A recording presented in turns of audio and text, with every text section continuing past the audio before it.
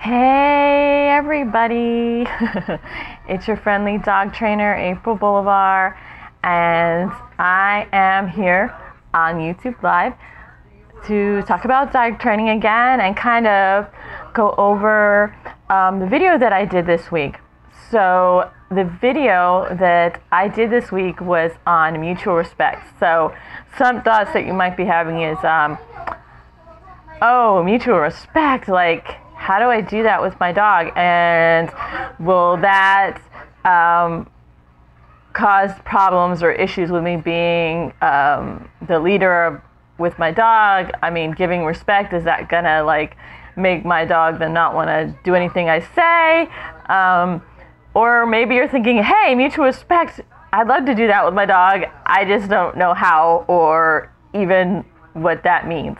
So the first thing we're going to do is I went to the Holy Grail definitions, Webster Dictionary, and found out that respect means having an admiration for somebody's their quality, what they do, and that kind of thing. So with your dog, how does that work, right? Well, we can admire our dogs for the love that they give us, when they follow our commands, right? And as far as sharing mutual respect for your dog, what I'm saying is that you're going to respect your dog enough to make sure that you don't go into a training session mad or stressed out or upset. In that aspect, you're more likely to have a really bad training session if you're not in a good, happy, and positive mood. If you're stressed out, if you're upset, if you're mad, you're more likely to yell at your dog and possibly hit your dog. And so, you're not being respectful, is showing your dog respect, and that's going to fracture the bond that you have with your dog. So that's one thing you want to do, is make sure that if you're going to go into a training session with your dog, that you're in a good and positive mood, so that way the training session can go really well. And make sure that your dog is in a good mood too. If your dog sometimes, if you try to train your dog the time that it usually is taking a nap or right after it ate and you're using treats, those are really bad times to try and train your dog. So in that aspect too, make sure that your dog is in a receptive mood for the training and that you're in a good, positive mood too, so that you guys really have an awesome dog training session. The other thing of sharing mutual respect with your dog is now negative punishment is necessary in some cases, but a lot of times we want to try and avoid it because any type of punishment isn't good. So kind of what we do with positive dog training is our punishment is basically removing our attention from our dog, and that's one really good way to kind of like let your dog know they did something wrong. And I call it like a reset button. So you say and you turn around for a couple seconds, turn back around, and then your dog's mind is starting to go. It's starting to wonder, why did she take her attention away? How do I get her attention back? So that's really good, because now they're more receptive to maybe give you what you're asking them to do. So we want to make sure that we don't use like physical punishment and stuff like that, because that is really going to fracture your dog and your bond. And your dog isn't really going to have respect for you. It's going to be fearful of you and scared of you. It's going to withdraw, but you're not going to have that mutual respect that is so important if you want a good, healthy bond with your dog. If you want a really well-balanced dog, and what I mean well-balanced is that your dog is going to be well-balanced mentally. It's not going to be nervous. It's not going to be, reserved or shy or things like that. It's just going to be like right in the middle, not too exuberant, but, happy. And, it's it's just like this nice little area kind of in the middle. Now, every dog has its own personality traits, and some dogs have a more dominant personality, so dogs have a more reserved personality, and that's fine. But you want to make sure that they're well balanced and they're not high on either one of those sides of the spectrum. So with that, having mutual respect with your dog. If your dog respects you, right, if you show your dog the respect of making sure that you always go into those training sessions, or when you're around your, working with your dog, that you're in a good mood, that you don't yell at your dog or hit your dog, then your dog is going to respect you as well and admire you and be like, wow, my owner's really awesome. They love me, they care about me, I want to please them. So by giving your dog that kind of respect of saying, hey, I admire you, I respect you as a member of the family, and I'm going to treat you just like I would anyone else, in our family that we love and respect.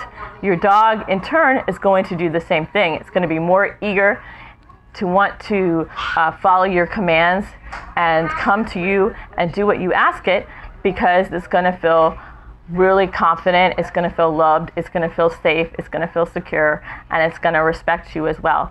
So make sure you check out my video that I just posted yesterday. It's called RESPECT.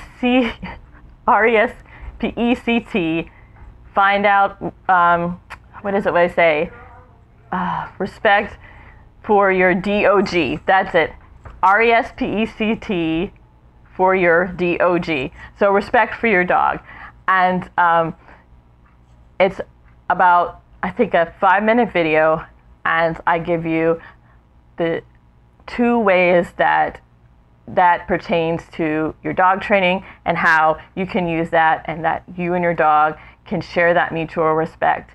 And so respect with your dog may be a little different than like the respect that we share for each other, but it is still as important in you and your dog's relationship as it is with anyone else's.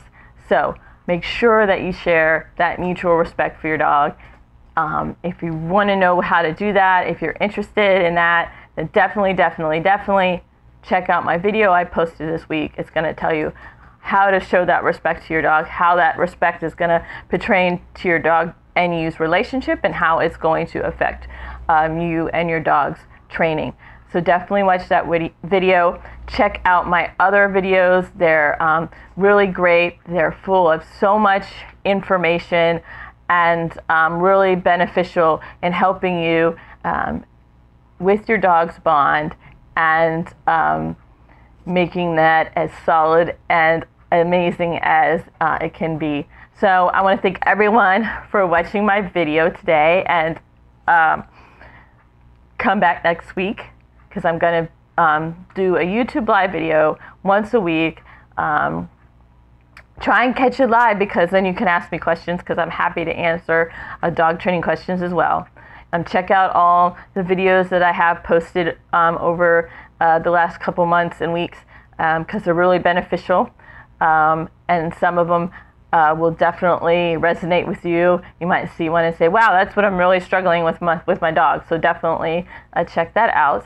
And if this is your first time seeing me live, thank you so much for watching my video. And my name is April Bolivar. I'm a certified dog trainer. I'm your friendly dog trainer and your online dog training mentor. It's my passion to help you enrich your bond with your dog. And I graduated with honors from a really awesome college called Animal Behavior College, and I'm very proud to be an honors graduate of them. I use positive dog training methods, and positive dog training is, I think I mentioned it on my last YouTube live video, is not just bribing your dog and doling out treats. It's about using your dog's motivation and making that work for you. So I'm fascinated by the dog's mind, and I like using that for you and not against you. So if you want to train your dog, if you want to take whatever motivates your dog, be that a treat, which large majority of percentage of dogs are motivated by treats. Be it treats, be it a tennis ball, be it a squeaky toy, whatever it is, be it a big, rubber bone, who knows, pieces of chicken, pieces of steak. It's really whatever motivates your dog, and using that to begin training your dog. So we use that in the beginning to really motivate our dog, get them excited about what we're working with them, and then we wean them off that. And we use real life awards, because real life awards are, scratches and pets and verbal praise, and that way you don't have to walk around all your life with pieces of chicken in your pocket, because you're going to have stray dogs sticking their nose in your pocket, and animals start following you around. So you don't want to do that. So definitely positive dog training is taking what motivates your dog, using that to get your dog motivated and into the dog training, and then we wean that off, and then we just use real life rewards.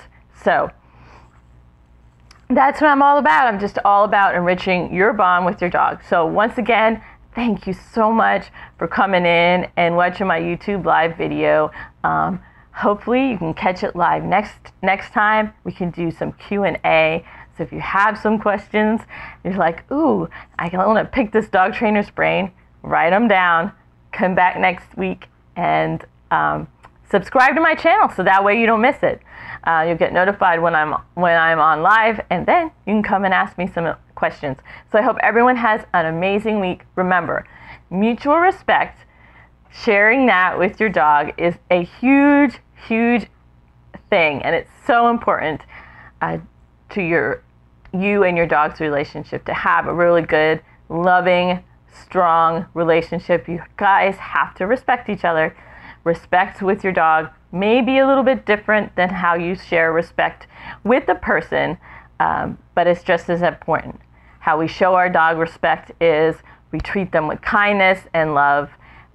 We make sure that we let them know the rules of the home in a way that they can understand it, and we care about their well-being, and we don't want to hurt them in any way.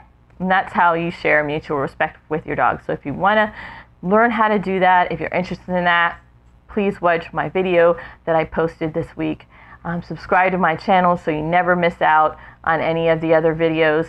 And definitely interaction. I love interaction. So if you have any dog training questions, you can always post them in the comment section of this video or any of my other videos. I always put a little quiz on the end of my videos as well. So please feel free to take those, because I really enjoy seeing everyone's thoughts and opinions on what I'm posting, I'm discussing. Hey, comment, let me know what kind of dog training issues are you having? What kind of videos would you like to see? What topics would you like me to cover?